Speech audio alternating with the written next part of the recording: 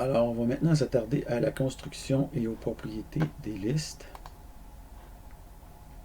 D'abord, en ce qui concerne la représentation en mémoire, la liste, dans le sens de array list, liste tableau, c'est une allocation contiguë de cellules en mémoire. Donc, on compte les cellules en général à partir de l'indice 0. En général, on compte les cellules à partir de l'indice 0. Et une liste possède un nombre d'éléments et une capacité. La capacité, c'est le nombre de cellules actuellement réservées en mémoire pour stocker les éléments. Par exemple, on pourrait avoir en mémoire la liste suivante qui aurait une capacité de 10, parce qu'il y a 10 cellules qui sont réservées en mémoire, dont les 7 premières sont occupées, les cellules de 0 à 6. Donc la taille, c'est le nombre de cellules occupées en mémoire, et la capacité, c'est le nombre total de cellules disponibles. Chaque cellule possède son propre indice à partir de 0. Donc la liste, c'est un type référence, donc une variable de type liste, pardon, contient non pas la liste elle-même, mais un pointeur, une référence, vers les données localisées ailleurs dans la mémoire d'ordinateur. Étant un type référence, ça veut dire que sa valeur par défaut, donc default de list int, sa valeur par défaut, c'est nul.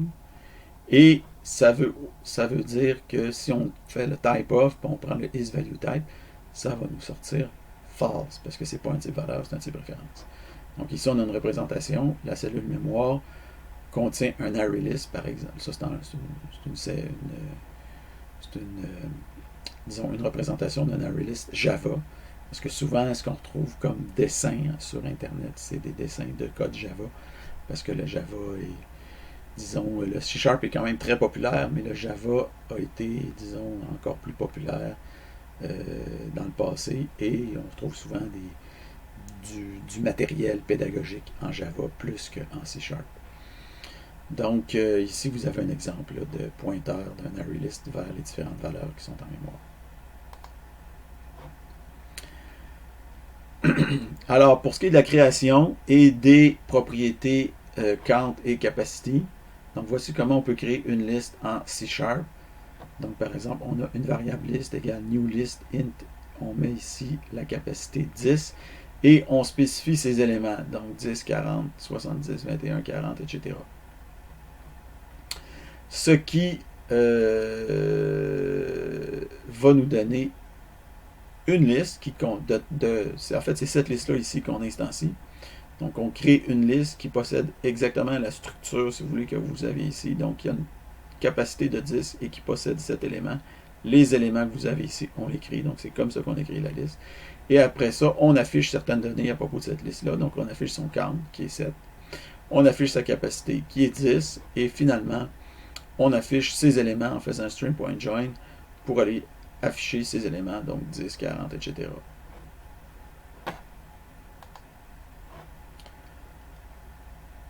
Donc, to var or not to var. Donc, voici trois manières différentes de déclarer une liste. Donc, on a la manière C#2, la manière C#3 et la manière C#9.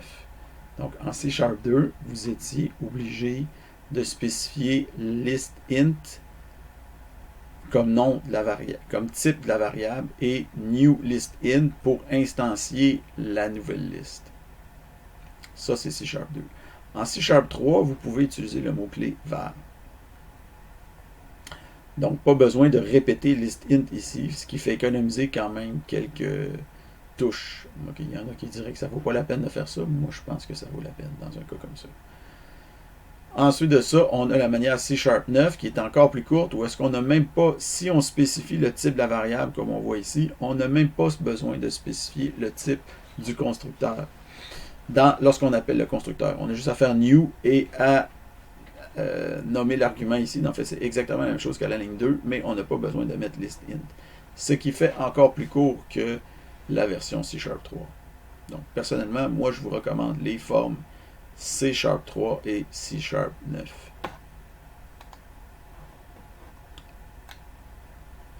Alors, que se passe-t-il si vous créez une liste avec une capacité insuffisante? Donc, pour le savoir, vous allez faire l'expérimentation suivante. Donc, vous allez créer une nouvelle liste avec une capacité seulement de 3, dans laquelle vous allez stocker 7 éléments. Et vous allez afficher l'information pour voir ce qui va se passer ici. Donc, je vous laisse découvrir quelle va être la capacité associée à la liste en question. Si maintenant on crée une liste sans spécifier la capacité, donc en général, en fait, quand vous allez créer une liste, vous n'allez pas spécifier la capacité au moment de la création, en laissant l'intelligence artificielle, en laissant l'intelligence artificielle, je vais aller ici, en laissant l'intelligence artificielle de la liste décider quelle est la capacité la plus appropriée. Donc ici, par exemple, on crée une nouvelle liste, on ne spécifie pas la capacité et on met 7 éléments dedans. Alors, quand on va afficher ces caractéristiques, on va avoir un count de 7, on va avoir une capacité de 8 et on va avoir notre liste ici qui a son contenu au complet. Donc, l'intelligence artificielle de la liste prend la puissance de 2 supérieure la plus rapprochée du nombre d'éléments qu'on veut mettre dans la liste. Par exemple, ici, on met 7 éléments dans la liste. Par conséquent, la capacité va tomber à 8, qui est la puissance de 2 supérieure, immédiatement supérieure à 7.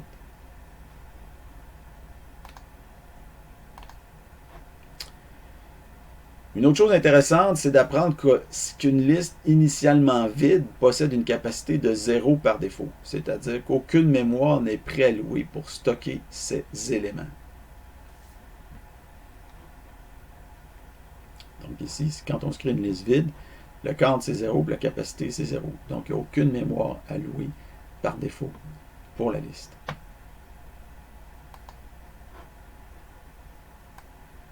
Maintenant, création d'une liste remplie uniformément. Donc, par exemple, si on veut remplir notre liste de 0, voici comment on pourrait faire. Donc, on se crée une nouvelle liste. Et, entre parenthèses, on met les valeurs avec lesquelles on veut initialiser notre liste.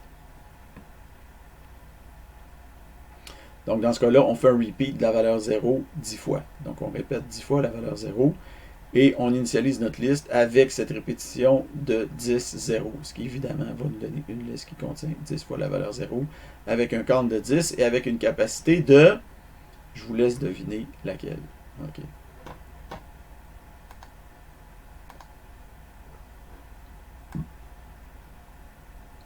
Donc, capacité et taille. Donc, maintenant, vous allez compléter le tableau que vous voyez ici. Ce tableau-là met en correspondance la taille de la liste avec laquelle, le nombre d'éléments avec lequel vous voulez initialiser votre tableau et la capacité associée au moment de la création. Donc, procédez expérimentalement en modifiant le code de la diapo précédente. Donc, la règle de la puissance de 2 ne s'applique pas unilatéralement. Donc, je vous le dis tout de suite, la règle de la puissance de 2 ne s'applique pas unilatéralement. Okay? Donc, mais là, ici, on a déjà indiqué ici les chiffres qu'on a vus jusqu'à maintenant. Donc, quand on demande de créer une liste de taille 0, ça crée une liste de capacité 0. Quand on demande de créer une liste, quand on initialise, une liste avec 7 éléments dedans, ça va créer une liste de capacité 8. Et si on initialise une liste de 10 éléments dedans, comme ici, la capacité, dans ce cas-là, va être 16. Donc, vous allez voir ici, c'est quoi les autres capacités associées au nombre d'éléments initialement insérés dans la liste. Comme les strings, les listes sont indexables, mais on ne peut pas les slicer. Donc, par exemple, vous avez ici une liste et on va chercher le premier élément de la liste, donc c'est l'élément en position 0, et le dernier élément de la liste, c'est l'élément en position chapeau 1. Donc, le premier élément, c'est 10, et le dernier élément, c'est 26. Mais si on essaye de slicer, donc par exemple, faire liste de 0 à 2, ça ne marchera pas en C#, du moins dans la version 9 ou moins actuelle. Okay, donc c'est sûr que si jamais vous écoutez ce PowerPoint dans 3 ans, peut-être que ça va être possible de slicer les listes, mais pour l'instant, c'est pas possible de le faire. Par contre, on peut utiliser un getRange qui donne exactement la même chose. Donc, on peut faire un getRange, c'est presque la même chose, là. mais ça ressemble. Donc, si on fait un getRange de 0, puis on prend 2 éléments, ça va nous donner 1040. Contrairement aux strings, mais comme les string builders, les listes sont mutables. Donc, par exemple, si on a une liste 1, 2, 3, 4, et qu'on dit la liste 0 est égale à 99, l'élément en position 0 est égal à 99, et on dit que l'élément en dernière position, on l'incrémente, ça va nous donner la liste suivante, donc 99, 2, 3 et 5. Donc, on pourrait ici énumérer les méthodes de liste une par une, mais en fait, la question est plus, qu'est-ce que vous voulez faire sur la liste? Donc, peu importe votre réponse, il est probable qu'il existe une méthode pour faire exactement ce que vous voulez, et il suffit de la trouver. Donc, vous pouvez ajouter, insérer, supprimer, trier, renverser, rechercher, etc. On va aborder avec plus de détails ces méthodes-là dans une prochaine section. Énumérables. Donc, les listes, comme toutes les collections en C#, sont énumérables. Presque toutes les collections. Donc, on peut utiliser un for each pour parcourir ces éléments. Et on peut lui appliquer n'importe quelle méthode d'extension de link. Donc, ici, on a une liste 1, 2, 3, 4, 5. On cherche à calculer la somme, puis on fait un for each. Donc, pour chaque entier i dans la liste, somme plus égale à i, et on affiche new, on affiche la somme, ici qui est 15. Mais au lieu de faire un for each, on aurait tout simplement pu utiliser la méthode sum de link pour faire list.sum, et à ce moment-là, ça va nous donner la somme qui est de 15. Vous devez faire maintenant un petit exercice de création en complétant le code que vous voyez. Donc, vous créez une nouvelle liste. Après ça, vous incrémentez la position 0 de 5, la valeur en position de 0 de 5, et on affiche son count, qui est 4, sa capacité, qui est 25, et les éléments de la liste, qui sont 15, 20, 30 et 40. En résumé, une liste tableau, c'est une suite d'éléments contigus en mémoire. Une liste possède une taille, donc le nombre d'éléments dans la liste, mais aussi une capacité, qui est la quantité de cellules préallouées en mémoire. La capacité est toujours plus grande ou égale à la taille. Au moment de la construction, on peut spécifier la capacité initiale de la liste, mais en général, ce n'est pas nécessaire, parce que la liste peut ajuster elle-même sa propre capacité de manière relativement intelligente, si vous voulez. Les listes sont indexables, mutables et numérables. Donc, pour ce qui est de la suite des choses, si vous consultez la documentation en ligne, vous allez voir qu'on vient de couvrir dans cette section, ici la liste, on vient de couvrir la construction, donc le constructeur, et les propriétés, la capacité, le count, et item, c'est l'indexation. Okay. Donc, il reste maintenant à couvrir les méthodes dans les prochaines sections.